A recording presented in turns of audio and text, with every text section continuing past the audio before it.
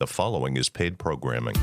Welcome to Something More with Chris Boyd, certified financial planner practitioner and founder of Asset Management Resources, LLC, a registered investment advisor firm. We call it Something More because we like to talk not only about those important dollar and cents issues, but also the quality of life issues that make the money matters matter. Here he is, your fulfillment facilitator, your partner in prosperity, advising clients across the country, your host, J. Christopher Boyd.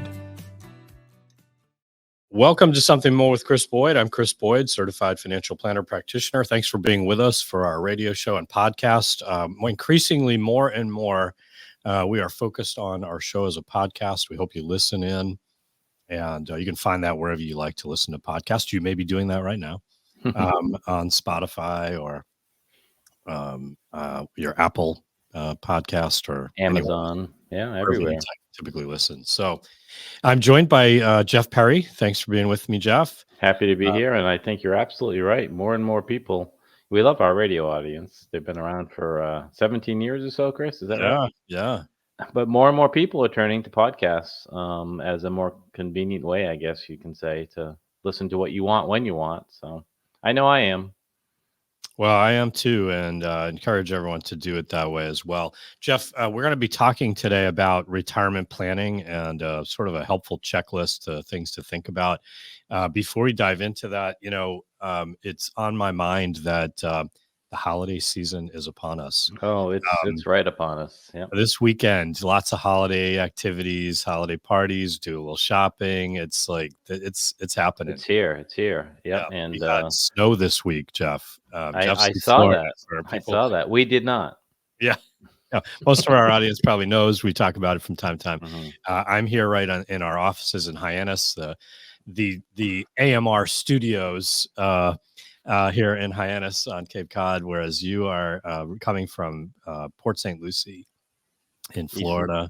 East Coast. A slightly different weather condition between the two of us. We were joking about it. We had some friends over when you guys had a little bit of snow, and It was probably 60 degrees here, and one of the ladies was complaining that it was how cool it was, chilly. So I opened up my phone, which said I think like 30 degrees, snowing in Sandwich, whatever it was. Yeah. And I said, no. Do not feel bad. That's chilly. Here's a sweater. Yeah. In any case, good options. Anyway, it is nice this time of year. A little bit of snow kind of gets the festivities and puts you in that holiday spirit. I concede the point. When I was decorating the house last weekend in shorts and a t-shirt, and putting the wreaths on the door and all that, it does feel a little bit like it feels different. It is being in the colder weather with the potential for snow in New England is very special. Yeah, for the holidays. Anyway, so let's jump in. I just couldn't resist talking about that briefly because as I think about, we've been going to we had our alumni association event recently and doing something with Heroes in Transition. And incidentally, let's talk about that for a real quick some second. big news from Kristen, your wife. She shared with me that she entered into a contest that First Citizens Federal Credit Union was having, the gift of giving, and they invited people to submit, nominate, right? Nominate nonprofit, and they might win a gift certificate or something as well. So in the process, $5,000 they're giving to Heroes in Transition. Isn't that way to go, First Citizens? Nice job. Nice job for Kristen. And nice job for Kristen. Right. I mean, way to go. We see these things all the time, and we know that they're real, especially in the case of a local credit union on Cape Cod. But she took the time to do it, and because of that, the charity that she supports is getting and this is week one. It looked like they're doing this over multiple weeks, and I think they gave to like 5 charities. Wonderful. Just this week. So anyway, go check them out and give them a pat on the back in the process. But great for those nonprofits. This time of year, we often think about giving to nonprofits. It's an important part of the fiscal cycle for the nonprofits. This month, this time of year is hugely important. And if you are doing charitable giving, I'm just going to remind everyone, if you're over 70 and a half, really contemplate using your IRA as the means of making your gift, because you can make that contribution. It can come out in lieu of having to take a distribution requirement when you're of distribution requirement age. But even if you're over 70 and a half and over, which now distributions aren't required until 73. Right. But you can take money from your IRA. It goes to the charity without a tax if you do it directly, a qualified charitable distribution. It goes to them directly, no income tax event. They don't pay the tax because they're a nonprofit. So kind of a win-win. That money goes directly to helping fund, the causes you care about, and the taxes don't get in the way. However you look at it, either the charity's getting more money, Yeah, or you're paying less taxes. yeah, it's a win. It's a win. Something to So, think about. Yep. Yeah. All right. Anyway, that's one of those, this time of year, important to keep those Sure. kind of ideas in mind. And there's lots of other things. We'll probably talk more about that just this time of year. It's really on our focus. But Jeff, we wanted to talk a little bit about a checklist about retirement planning. Let's dive into that. Sure. I think we may have to call this segment part 1 of 2, because I think so too. It's probably going to take more than one segment to deal with this. So retirement planning is a big undertaking, and it takes time and preparation for you to be at a point where you say, okay, I'm ready. And so this is just an effort to kind of think about what are some things to start lining up and being mindful of. So we'll start that process, and maybe we'll tackle it again later. Okay. So this is a article that was on Kiplinger's.com, Kiplinger's magazine. It's been a long time financial planning magazine out there. Yeah. And it's a 10-year checklist for retirement planning. But if you are like on the edge of retirement planning or even in retirement, don't stop listening, because most of these things apply to anyone who's thinking about retirement as well. Yeah. So they want you to start 10 years out, which I think a lot of people do. They may not like make it an official, like, all right, here we go, I'm 10 years away. But the closer you get to having that date that you think you can not work anymore financially and emotionally and all those things, you do start to think about it. And so at 10 years, they suggest, and I completely agree, is save what you can and think about how you want to live. So, there's 2 separate issues. I'll give you the save what you can. You can comment on that, but think about how you want to live. Like, what does retirement look like for you? Where it is, what you're going to be doing, things. Maybe you want to travel, maybe you don't, maybe you want to buy a boat, maybe you want to sell your boat. But in the context of what you want to live, which definitely has an impact on your numbers, and talk to your spouse if you have one, or your significant others, your circle of friends about this, because people that you may think are going to be going along this ride that you've envisioned on retirement may have a different vision. It's really important for retirement. Because, you can really find that. And we see this a lot, actually, where, one person's vision of retirement is a lot of travel, and the other person says, I don't like to travel. Well, that could change how you think about it. That's a tough one. Yeah. Then who do you go with, or do you travel alone? It becomes one of these things where you have to give some thought to that. Of course, we run into this as well, because life doesn't always happen the way we plan it, of course. Exactly. Right. But with health or passing or something like that. But in any case, you got to give some thought to that, and a little bit of conversation, so that maybe see if you're on the same page. Where are you going to be? How much you're going to spend? All that kind of thing. I kind of have a funny side story on that I heard from some people that are very close to us. They retired. They're in their late 60s, and they wanted to get a pet. They both wanted to get a pet. Yeah. So they got a little dog, and they love the dog and all that. Fluffy. Yeah. Also in their plans or desires was to travel. But now they have a conflict. Those aren't exactly compatible. No, they're not. They're not. And you can travel locally. You can travel and take the dog with you if you're driving or even flying. But it's hard sometimes. Yeah. And their travel plans had I'm not saying that not there anymore, but Europe, South America, things that you normally Yeah. don't take You a wouldn't lot. necessarily take your pet to. So they're struggling with that, and I see the discussion. The wife actually said we can go wherever, but not for more than a week. And he's like, I wanted to go to Europe for a month. Yeah. So Yeah. you know, Yeah. this is how it happens, right?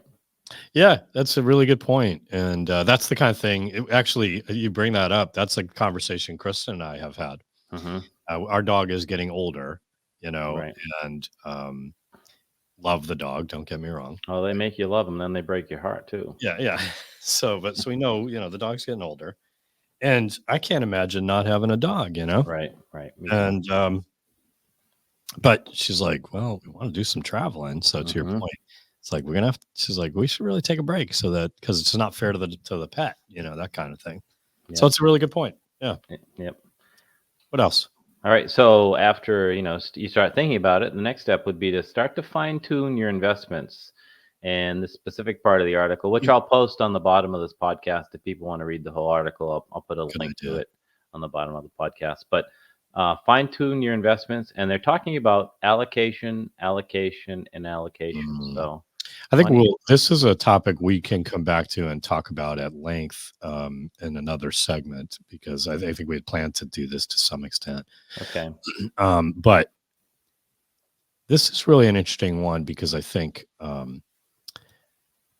oftentimes people do start to think that way where they, go from being a growth, aggressive growth kind of a mindset. Yeah. And as they approach retirement, they think, well, maybe I'll scale back some risk. Yeah. But when to turn that dial, how much is really a challenging, thing to evaluate.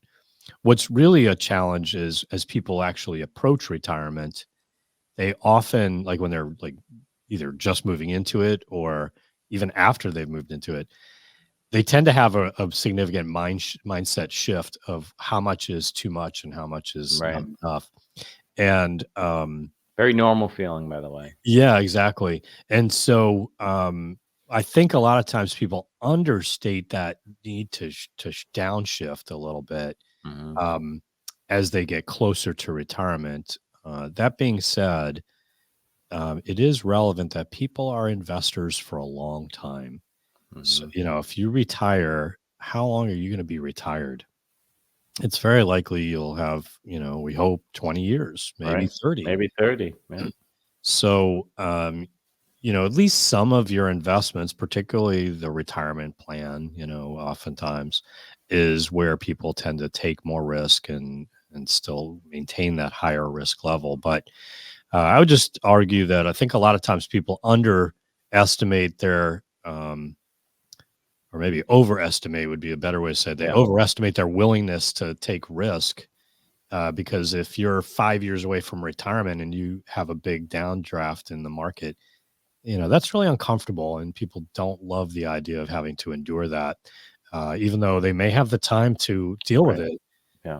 As a temperament, it's something they really Yeah. might be better served to give thought to in advance.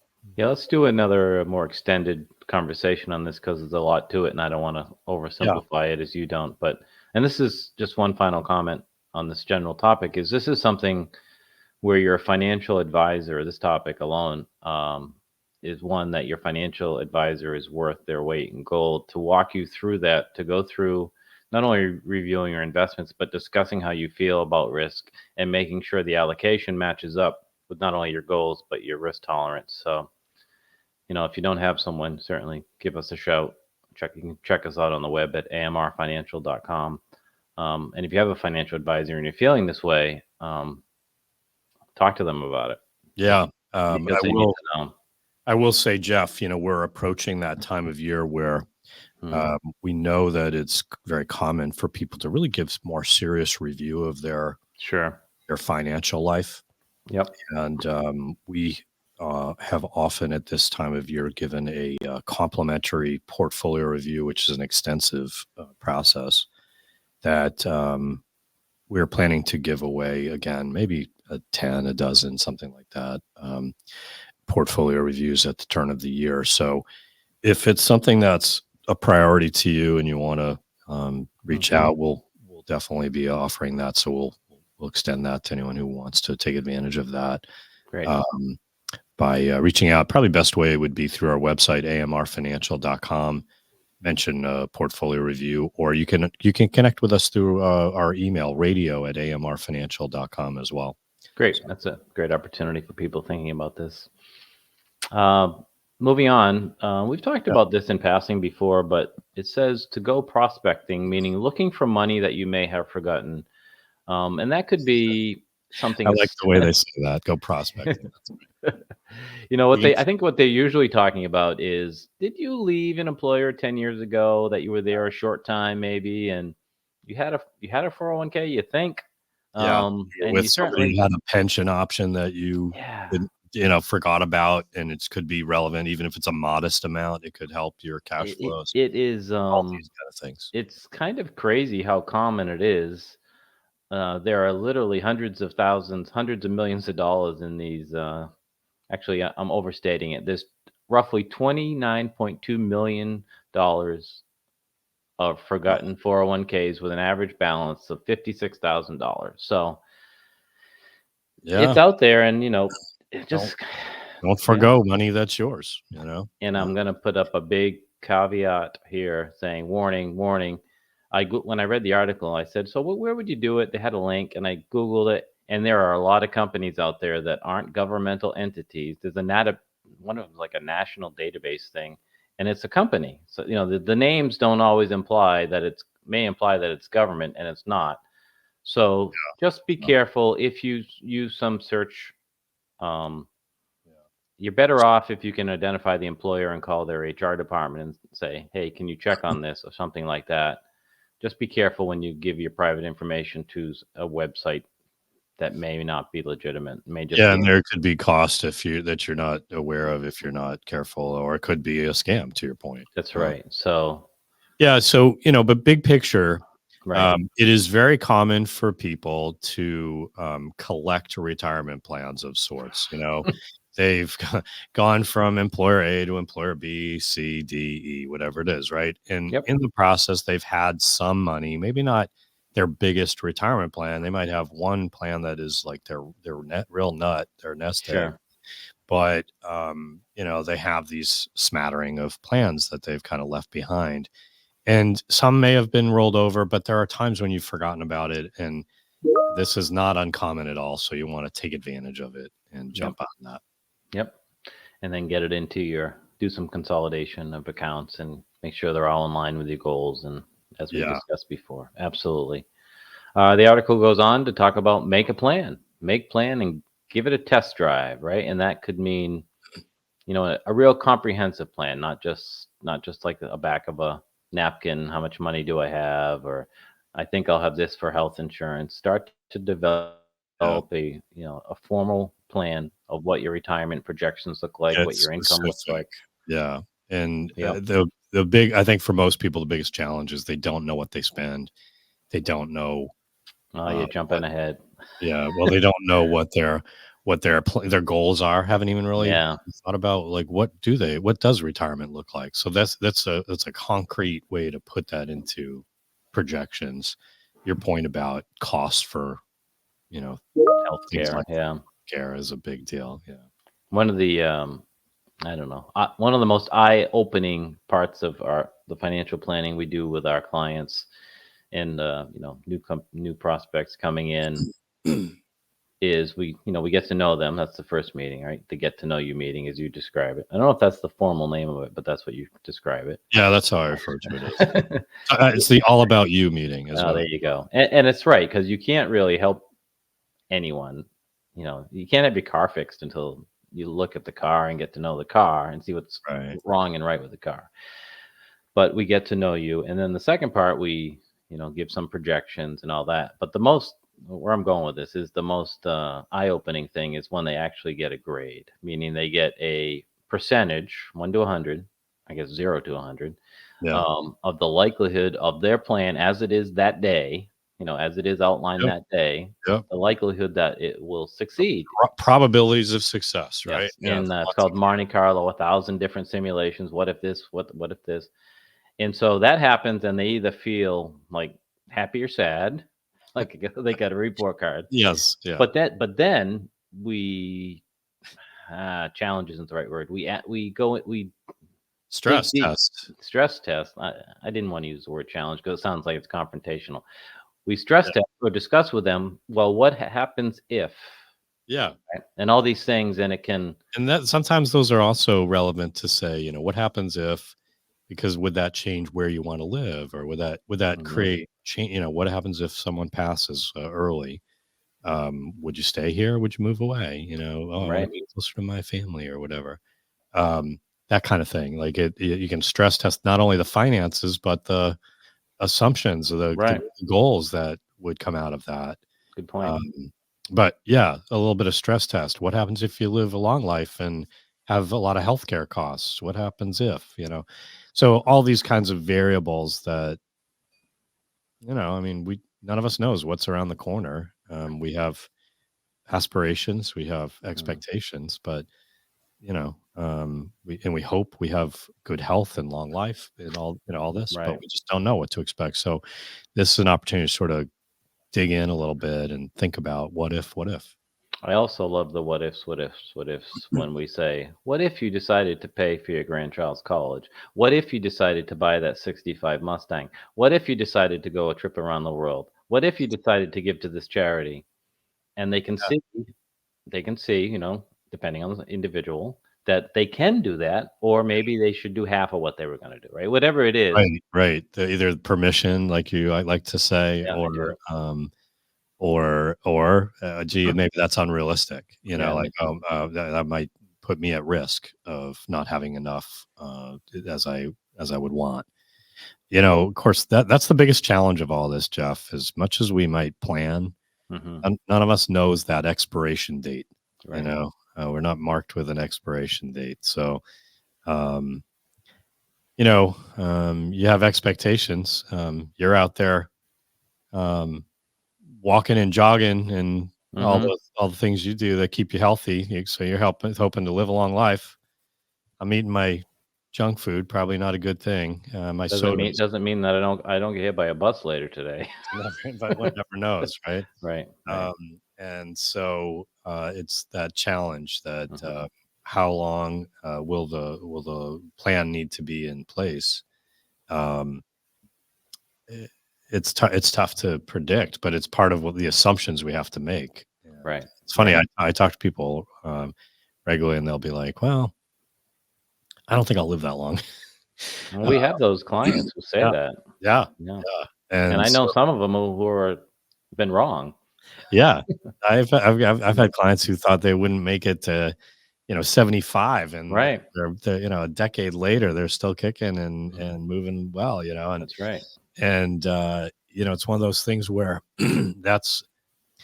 that factors into the assumptions you make, and it can affect your planning.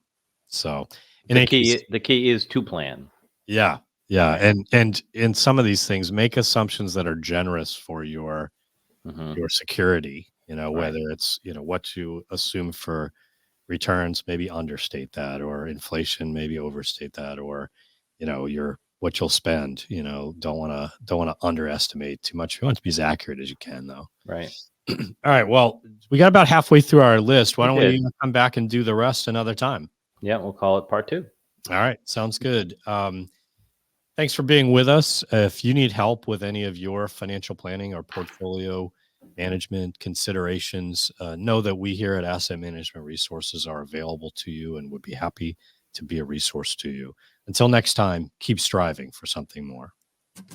Thank you for listening to Something More with Chris Boyd. Call us for help, whether it's financial planning, portfolio management, insurance concerns, or those quality of life issues that make the money matters matter. Whatever's on your mind, visit us at amrfinancial.com or call us toll-free at 866-771-8901 or send us your questions to radio@amrfinancial.com. You're listening to Something More with Chris Boyd, Financial Talk Show. Asset Management Management Resources, LLC, and J. Christopher Boyd, CFP, provide investment advice on an individual basis to clients only. Proper advice depends on a complete analysis of all facts and circumstances. The information given on this program is in the nature of general financial comments and cannot be relied upon as pertaining to your specific situation. AMR, LLC cannot guarantee that using the information from this show will generate profits or ensure freedom from loss. Listeners should consult their own financial advisors or conduct their own due diligence before making any financial decisions.